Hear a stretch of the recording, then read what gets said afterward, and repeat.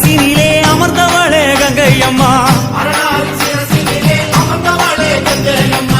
அகிலமே ஆள வந்தாய் அம்மா தாயே கங்கையம்மா ஆதிசிவன் நெற்றி கண்ணை அழுத்திடவே வந்தாயம்மா பரமனோட சிரசினிலே பாங்குடனே அமர்ந்தாயம்மா கங்கையம்மா தேவி நீ கண்ண தோர தாயி